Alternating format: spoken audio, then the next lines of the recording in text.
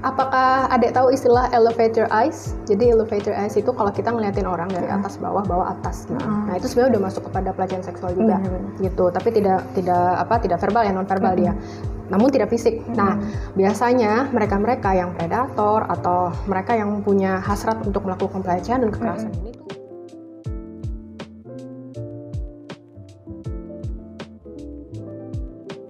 Assalamualaikum warahmatullahi wabarakatuh. Balik lagi bersama Maya Anggela di beritabanjarmasin.com. Kali ini kedatangan narasumber yang sangat spesial nih. Boleh kakak perkenalkan dulu sama latar belakangnya dan kesibukannya apa nih sekarang? Oke, halo, assalamualaikum warahmatullahi wabarakatuh. Selamat siang, karena ini siang ya. Karena kita tag-nya siang ya. Tag-nya siang, oke. Jadi nama saya Erini Junitasari, BA Honors MSc, dan sekarang berprofesi sebagai dosen tetap S1 Prodi Manajemen di Sekolah Tinggi Ilmu Ekonomi Indonesia Banjarmasin, Kalitangi. Nah, selain itu saya juga aktif turun beradvokasi di bidang lingkungan dan juga pemberdayaan wanita dan anak. Seperti itu. Jadi makanya kenapa berada di sini, karena ingin sharing-sharing juga tentang tema kita hari ini ya, tentang kekerasan seksual seperti itu. Meskipun kalau untuk advokasi ini saya tidak tergabung di komunitas atau organisasi manapun, namun biasanya saya turun bersama dengan para mahasiswa-mahasiswi saya di kampus tempat saya mengajar, turun untuk mengadakan seminar atau misalnya turun di kegiatan-kegiatan yang berhubungan dengan isu pemberdayaan wanita, perlindungan anak, dan terutama untuk pelecehan dan kekerasan seksual ini, seperti itu. Sebelum masuk nih, kakak lebih nyaman dipanggil kakak atau ibu dosen nih? Aduh, kakak aja deh. Kakak aja ya? Iya, jangan. Karena perlu diketahui teman-teman, ini dosen yang muda, jadi kan sering dipanggil mahasiswanya kakak juga ya? Iya, benar. Iya. Jadi sekarang kita pengen bahas tentang kekerasan seksual. Dimana kan kak, sekarang kekerasan seksual itu sedang marak terjadi di lingkungan masyarakat. Sebelum masuk, boleh nggak sih kak jelasin apa sih sebenarnya kekerasan seksual itu? Oke, jadi kita sering dengar ya istilah kekerasan seksual, pelecehan dan kekerasan seksual. Jadi kalau dalam bahasa Inggris ada sexual abuse untuk kekerasan seksual dan juga sexual harassment atau assault untuk istilah pelecehannya, seperti itu. Nah, jadi kalau untuk kekerasan seksual ini dia lebih luas daripada pelecehan seksual itu sendiri. Jadi kalau sexual assault atau harassment atau pelecehan tadi dia ada verbal, non verbal ya kan, seperti itu. Nah, kalau kekerasan seksual ini dia udah pasti melibatkan fisik gitu. Iya. Jadi kalau menurut Komnas Perempuan, nah saya mengutip dari Komnas Perempuan, ada 15 perilaku yang bisa dikelompokkan sebagai bentuk kekerasan seksual yang jelas sekali adalah, mohon maaf, perkosaan. Kemudian intimidasi seksual termasuk ancaman atau percobaan perkosaan, kemudian pelecehan seksual. Nah, itu tadi dia masuk ya ke dalam kekerasan seksual ini. Kemudian ada eksploitasi seksual, mohon maaf. Jadi seperti prostitusi ya, mohon maaf. Atau misalnya nih yang sedang marak juga universitas, kampus gitu kan. Nah, para dosen atau staf akademiknya, nah mereka ini suka gitu luring itu istilahnya menarik orang-orang gitu kan, mahasiswa-mahasiswi ini untuk melakukan aktivitas seksual dengan mereka, dengan iming-iming nanti kamu dapat A, nanti kamu dimudahkan UKT-nya dan segala macam, tapi kamu layani saya gitu. Janji-janjinya itu ya. Begitu. Nah, kemudian ada perdagangan perempuan, prostitusi paksa, perbudakan seksual, pemaksaan perkawinan, pemaksaan kehamilan, pemaksaan aborsi, pemaksaan kontrasepsi, kemudian memaksa tidak mau menggunakan kondom ya ketika melakukan hubungan gitu. Praktik tradisi bernuansa seks dan juga kontrol seksual. Nah, ini kalau untuk kontrol seksual ini jadi pernah ada suatu kejadian saya diceritakan oleh orang, teman saya ini gitu kan, dia ini punya pasangan gitu. Nah, belum menikah memang, punya pasangan, kemudian ya dikontrolnya dengan seksual gitu. Iya, jadi misalnya kalau kamu nggak datang sekarang juga, kalau kamu nggak beliin aku ini gitu kan, nanti aku nggak akan kasih jatah gitu. Terlepas dari mereka belum nikah ya sebenarnya. Nah, seperti itu. Jadi dipaksa untuk melakukan sesuatu tapi dengan iming-imingnya seksnya itu. Seksualnya gitu. itu ya. Iya, seperti itu. Nah, dan banyak juga orang yang tidak mengerti bahwa pelecehan atau kekerasan seksual itu juga bisa terjadi ketika dua orang sudah menikah gitu kan. Nah, makanya tadi kan juga disebutkan yang pemaksaan kehamilan, aborsi, pemaksaan kontrasepsi, yang tidak mau pakai kondom dan lain sebagainya. Yang paling marak juga misalnya ya, ketika wanita sang istri sedang berhalangan menstruasi, nah itu kan kotor ya, bisa menyebabkan penyakit juga gitu kan. Untuk si istri ya? Iya, untuk kedua belah pihak sebenarnya kan kotor gitu. Nah kemudian dipaksa untuk melakukan hubungan ketika istrinya bilang tidak mau, tapi tetap dipaksa gitu, apalagi sampai dipukul, nah itu udah masuk pada pelecehan dan kekerasan seksual. Seperti itu. Apa sih Kak faktor pemicunya orang melakukan kekerasan seksual ini? Sebenarnya banyak banget sih ya. Jadi gimana ya, orang-orang itu ada yang terbentuk karena lingkungannya, gitu. Ada juga yang terbentuk karena memang mereka tuh punya kelainan gitu di kejiwaannya ya, mohon maaf gitu.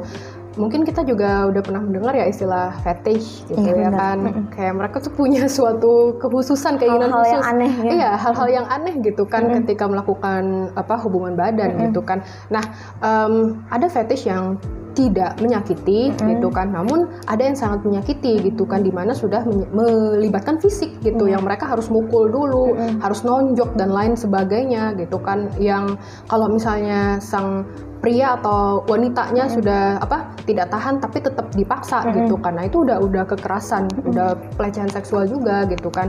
Nah ada orang dengan kelainan kejiwaan yang seperti itu. Nah biasanya paling kelihatan itu dari fetishnya. Kemudian kalau lingkungan ya, misalnya mohon maaf gitu, ini sudah lazim terjadi dan mungkin juga para audiens yang menonton ini juga udah tahu gitu, ada anak-anak mau itu pria ataupun wanita ya, karena pelaku kekerasan seksual atau pelecehan seksual ini tidak terbatas hanya pada pria, tapi perempuan, wanita ini juga bisa menjadi pelakunya, bisa menjadi korban dan pelaku ya, kedua pria dan wanita ini gitu. Nah jadi karena melihat entah ayahnya atau ibunya melakukan hal-hal seksual dengan kekerasan seksual itu gitu, entah itu di rumah atau mungkin mohon maaf misalnya tinggal di daerah yang ya kurang baik gitu ya kan, mungkin tetangganya ada yang suka melakukan kekerasan seksual kepada pasangannya gitu, hal-hal seperti itu, atau mungkin sering terekspos ke film-film atau media gitu kan yang menunjukkan kekerasan seksual yang eksplisit seperti itu, sehingga membentuk entah rasa penasaran, entah mentalnya seperti itu gitu. Jadi akhirnya mereka kalau yang terbentuk rasa penasarannya ya karena lingkungan tadi, mereka akan mencobanya. Nah, paling mudah mencobanya kepada pasangan, ya kan? Nah, tapi ada juga yang mereka tuh sebenarnya nggak penasaran, tapi memang bawaan karena lingkungan tadi, entah karena melihat orang tua atau karena tadi melihat sekitarnya ada tetangga mendengar atau melihat gitu kan, akhirnya jadi terbawa gitu. Mereka menganggap bahwa hal itu normal dan itu harus dilakukan seperti itu. Ada yang seperti itu. Tapi ada juga yang karena begini, ada sebuah penelitian ya dari seorang dokter kejiwaan juga. Nah, orang-orang yang melakukan kekerasan seksual bisa jadi karena orang ini dulunya pernah dikucilkan, mereka tidak pernah mendapatkan spotlight misalnya gitu, dan orang ini adalah orang yang merasa rendah diri gitu. Ketika orang ini mendapatkan kesempatan untuk melakukan sesuatu ya kan, mereka melampiaskan seluruh amarah dan kekecewaan pada dirinya sendiri dan orang sekitar itu melalui hubungan seksual tadi gitu kan. Namun karena tadi dipengaruhi oleh amarah dan kekecewaan, mereka melakukan kekerasan seksual gitu. Jadi tidak wajar ya. Jadi tidak wajar. Nah, ini juga bisa dibilang sebenarnya pengaruh dari lingkungannya juga gitu kan. Karena yang tadi tidak dapat spotlight dan sebagainya. Ada juga orang yang melakukan kekerasan seksual hanya karena ingin mendapatkan perhatian negatif gitu. Perhatian meskipun negatif sekalipun ya kan, menjadi viral bahkan sampai dihukum seperti itu adalah perhatian buat dia. Kepuasan tersendiri ya Kak ya. Ya, kepuasan tersendiri. Orang yang melihat ketika lawan berbuat seksnya itu kesakitan, teriak-teriak, tersiksa, bagi mereka itu sebuah kenikmatan gitu. Nah ini ngeri ya? Iya, ngeri banget beberapa hal yang bahas kayak gini nih. Makanya ini ada beberapa hal yang membuat orang tuh jadi ingin melakukan kekerasan seksual tersebut gitu. Terus siapa saja sih yang bisa menjadi korban pelecehan seksual ini? Kan kata Kak Irin tadi nggak cuma perempuan ataupun laki-laki. Iya. Jadi gimana tuh?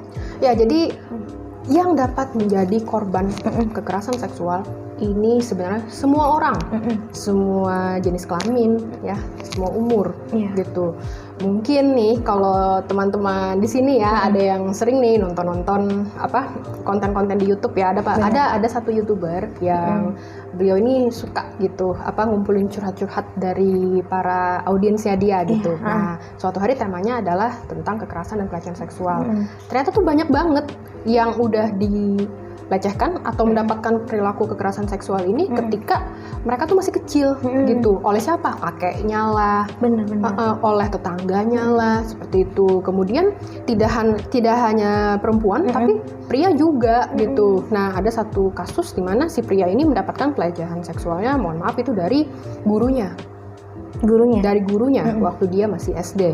Ada juga cerita yang dia perempuan, pria, laki-laki ya, mendapatkan pelecehan seksual di kantor oleh atasannya, karena kebetulan atasannya adalah seorang wanita gitu ya kan, dan ternyata dilecehkan. Ada juga yang dilecehkan pria, tapi oleh pria juga, oleh bosnya gitu. Dia udah punya istri gitu, mendapatkan kekerasan seksual juga, dipaksa, diperkosa gitu ya kan, untuk diiming-imingi jabatan, naik jabatan gitu. Tapi kamu harus layani saya dulu, dipaksa. Padahal dia udah bilang enggak, pria. Yang wanita juga ada yang mengalami seperti itu. Kembali mohon maaf, ini karena sensitif sekali. Mohon maaf, ada juga nih saya dapat cerita ya kan, teman dari teman, dia sering ngaji di masjid di daerah lah di Banjarmasin gitu kan. Wanita pas dia masih SMP ternyata dilecehkan, diperkosa oleh ustadznya. Nah, seperti itu. Jadi bisa kena di mana saja, bisa kena siapa saja, umur berapa aja, bahkan mohon maaf nenek-nenek pun juga bisa gitu. Nah, ini ada banyak banget contoh-contoh kasus di luar negeri yang bahkan polisi ya, ada satu kasus nih di Amerika. Polisi ini dia punya kelainan, dia pria sehat, masih muda, tapi dia suka menculik dan melakukan perkosaan kepada nenek-nenek gitu, karena fetishnya nenek-nenek. Waduh, ngeri sekali. Fetishnya nenek-nenek, dan nenek-nenek dianggap tidak berdaya oleh dia. Jadi dia paksa untuk melayani dia gitu. Kak, sebenarnya ada nggak sih hal khusus kita tuh tahu orang itu tuh seorang ibaratnya predator ya, dia yang melakukan pelecehan seksual, ada nggak sih ciri-ciri khususnya orang kayak gitu tuh? Oke, ciri-cirinya ya gimana ya? Karena kan kebanyakan tadi kayak, mohon maaf ya, kayak ustadz, dosen, mereka tuh punya nama baik masing-masing gitu. Iya, benar. Kalau dibilang punya ciri-ciri atau tidak ya, tidak ada yang spesifik sebenarnya ciri-cirinya bagaimana. Namun biasanya kita bisa lihat dari cara dia berbicara gitu, cara dia menatap juga bisa gitu. Kalau untuk yang pria gitu, yang pria biasanya dia melihat. Apakah adek tahu istilah elevator eyes? Jadi elevator eyes itu kalau kita ngeliatin orang dari atas bawah, bawah atas gitu. Nah, itu sebenarnya udah masuk kepada pelecehan seksual juga gitu. Tapi tidak verbal ya, non verbal dia. Namun tidak fisik. Nah, biasanya mereka-mereka yang predator atau mereka yang punya hasrat untuk melakukan pelecehan dan kekerasan ini tuh mereka suka melakukan elevator eyes gitu kan, buat nge-scan gitu. Ini kira-kira sesuai nggak sih dengan tipe aku, bisa nggak sih orang ini gitu kan untuk diajak melakukan hubungan tersebut seperti itu. Kalau misalnya nggak mau, apakah aku punya kesempatan gitu kan untuk memaksanya melakukannya. Nah, kalau ini sebenarnya berdasarkan pengalaman dari salah satu teman saya juga gitu. Nah, jadi teman saya bilang ada satu seniornya dia yang melakukan elevator eyes. Dari awal udah aneh banget gitu, elevator eyes selalu setiap ketemu gitu kan, dan sampai dia melakukan kekerasan tersebut gitu. Nah, namun dia nggak berani melaporkan.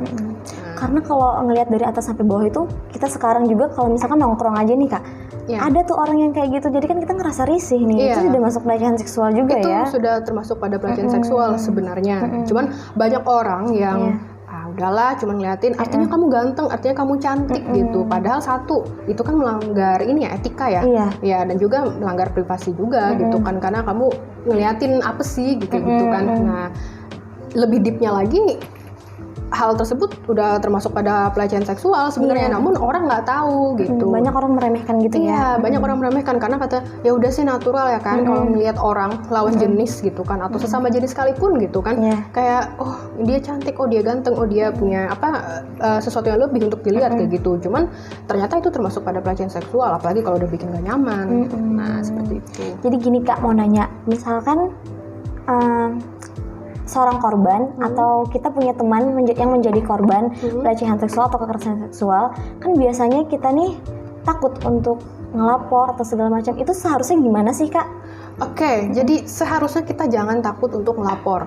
Ya, saya tahu ini adalah hal yang tidak mudah gitu kan. Mudah bagi kita untuk bilang dare to speak gitu kan, speak up kayak gitu, dare to report segala macam lah. Ya, memang susah tapi harus dilakukan. Kenapa?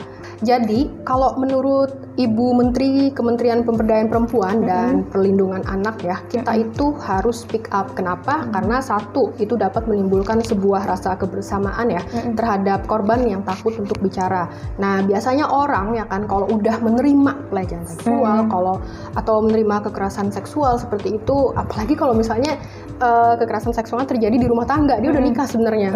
Malah tambah males gitu, malah tambah takut untuk speak up karena dianggapnya, mohon maaf, apalagi di Indonesia ya, melayani suami misalnya ya kan, kewajiban itu gitu ada ya. kewajiban gitu. Atau kalau misalnya nih ya, yang melakukan kekerasan seksual itu adalah sang istri gitu kan, maka sang suami akan dianggap lemah. Bener.